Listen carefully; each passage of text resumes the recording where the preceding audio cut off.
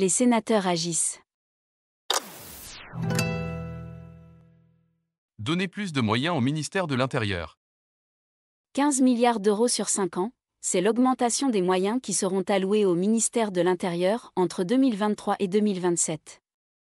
Réunis le 1er décembre 2022 en commission mixte paritaire, députés et sénateurs sont parvenus à trouver un compromis sur le projet de loi d'orientation et de programmation du ministère de l'Intérieur. En première lecture, le Sénat avait largement adopté ce projet de loi, estimant que le texte donne enfin au ministère de l'Intérieur une trajectoire budgétaire satisfaisante, tout en prévoyant des dispositifs opérationnels, matériels et humains pour lutter contre l'insécurité et réprimer les crimes et délits de manière plus efficace. Pour autant, le Sénat avait pris soin de faire respecter les principes constitutionnels guidant la procédure pénale, à l'initiative de la Commission des lois. Cet objectif l'avait notamment conduit à restreindre l'usage de l'amende forfaitaire délictuelle à un nombre limité d'infractions, plutôt que de généraliser le recours à ce mécanisme. En effet, ces amendes peuvent être mises en œuvre directement par les policiers et gendarmes qui constatent l'infraction.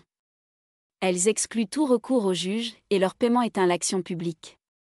Ainsi, le Sénat a préféré poursuivre sur la voie de leur déploiement progressif, infraction par infraction.